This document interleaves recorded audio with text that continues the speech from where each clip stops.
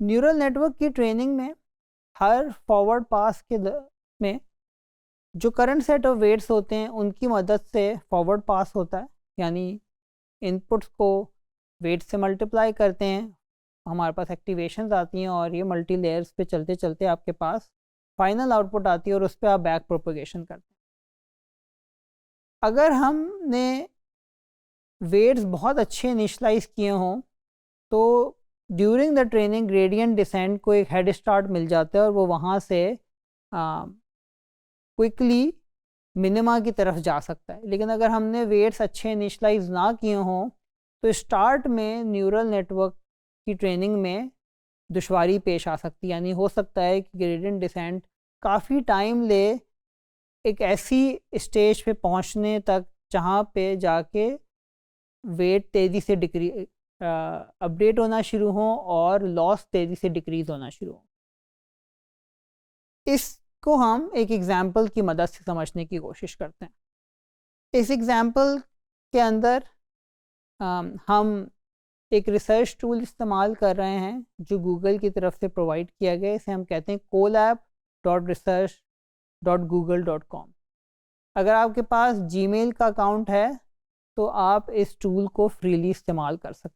आपने सिंपली अब जीमेल से लॉगिन करना है, colab.research.google.com पे जाके आप इस टूल को यूज़ कर सकते हैं। इस टूल के अंदर आप अपना कोड लिखकर मुख्तलिफ एक्सपेरिमेंट्स कर सकते हैं। यहाँ पे पहले कोडिंग ब्लॉक में हमने कुछ लाइब्रेरीज़ इस्तेमाल करी हैं, कुछ लाइब्रेरीज़ इंपोर्ट की हैं। जैसे हमने नमपाई की लाइब्रेरी इंपोर्ट की है जो पाइथन में रेगुलरली यूज़ होती है। इसी तरह हमने प्लॉटिंग के लिए मैटप्लॉटलिब के पाई प्लॉट का मॉड्यूल यूज़ किया। इसी तरह हमने कुछ रीडिंग राइटिंग के लिए सिस्टम का इंपोर्ट किया हुआ है।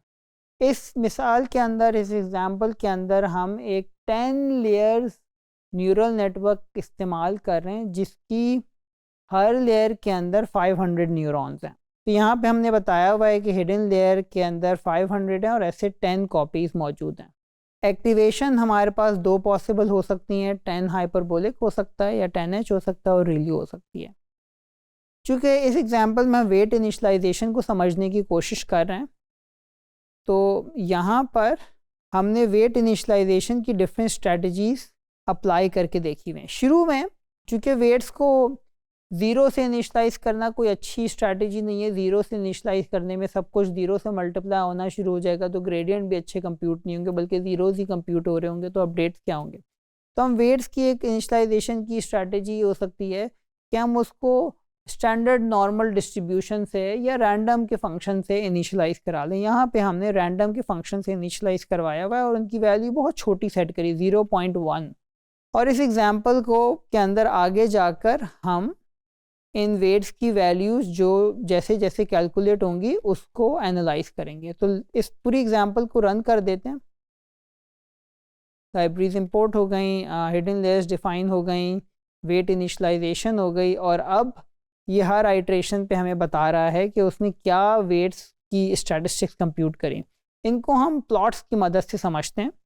यहाँ पे हमने दो तरह के प्लॉट किए हुए हैं। एक हमने हर लेयर की वेट्स की मीन वैल्यूज प्लॉट की हुई हैं और दूसरा हमने हर लेयर की वेट्स की स्टैंडर्ड डेविएशन प्लॉट की है। तो यहाँ पे हमें नज़र आ रहा है कि वेट्स की वैल्यू थोड़ी बहुत चेंज हुई हैं और उसके बाद वो बहुत ज़ीरो की तरफ आ गई हैं और स्टैंडर्ड डेविएशन भी बहुत कम हो गई है।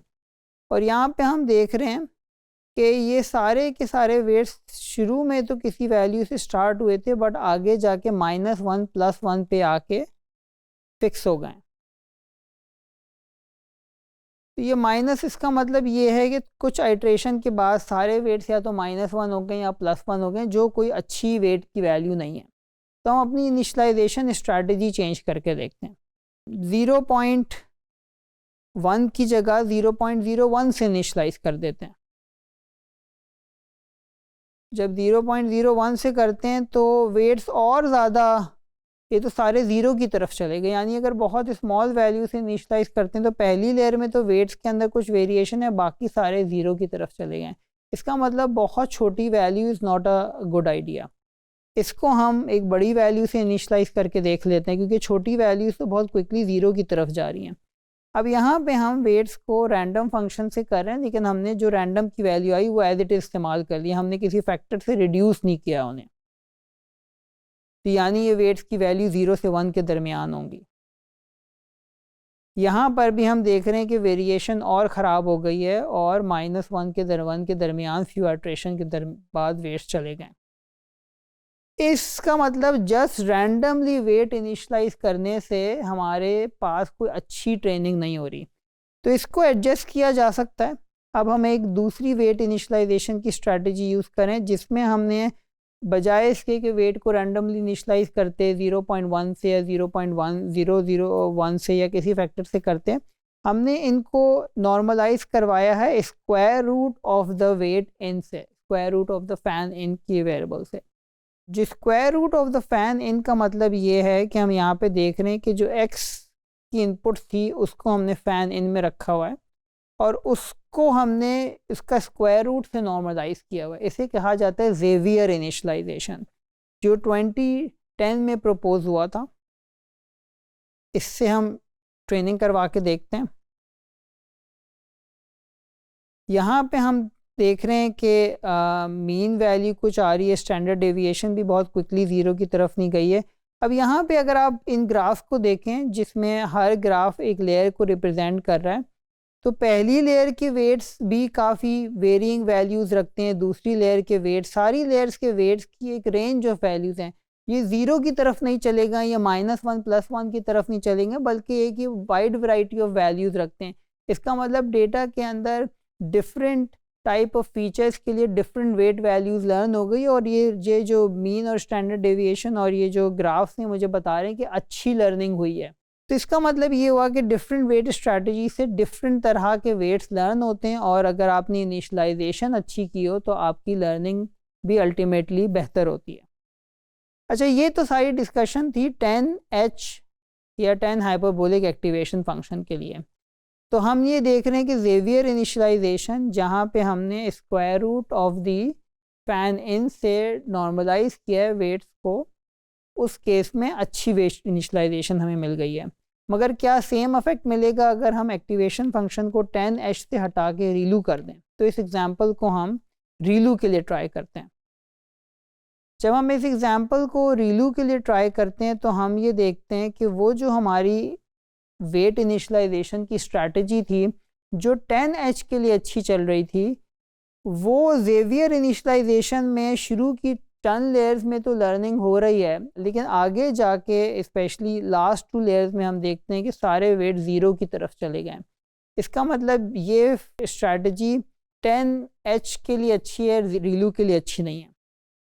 इस प्रॉब्लम्स को देखते हुए 2015 के अंदर एक और वेट इनिशलाइजेशन स्ट्रैटेजी प्रपोज हुई जो ज़ेवियर इनिशलाइजेशन का अपडेटेड वर्जन था।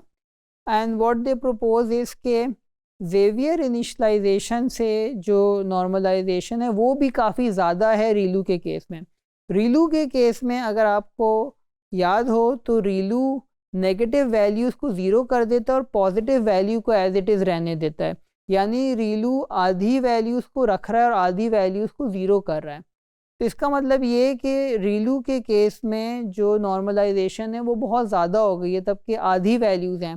तो हमने नॉर्मलाइजेशन फैक्टर को मज़ीद 2 से डिवाइड कर दिया। तो जो फ़ैन इन वाली वैल्यू थी उसको 2 से डिवाइड करने के बाद हमने उसका स्क्वायर रूट लेके नॉर्मलाइज़ किया है, ताकि जो आधी वैल्यूज़ ख़त्म हो गई हैं रीलू की वजह से, उन वैल्यूज़ या उन मैग्नीट्यूड्स की एडजस्टमेंट हम वेट इनिशलाइजेशन में शामिल कर लें।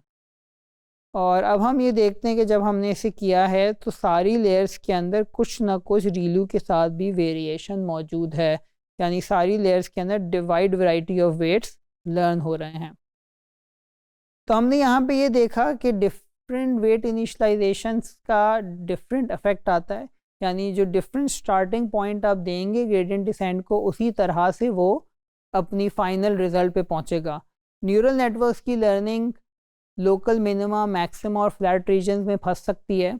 इसी वजह से अच्छी इनिशलाइजेशन उसे अच्छी डेस्टिनेशन पे पहुंचने में, अच्छे मिनिमा पे पहुंचने में मदद करती है। और उसके कुछ वेरिएंट्स हमने देखे और हमने ये भी देखा कि एक्टिवेशन फंक्शन के रिस्पेक्टिव बी वेट इनिशलाइजेशन अगर हो तो आपकी बेहतर लर्निंग हो सकती है।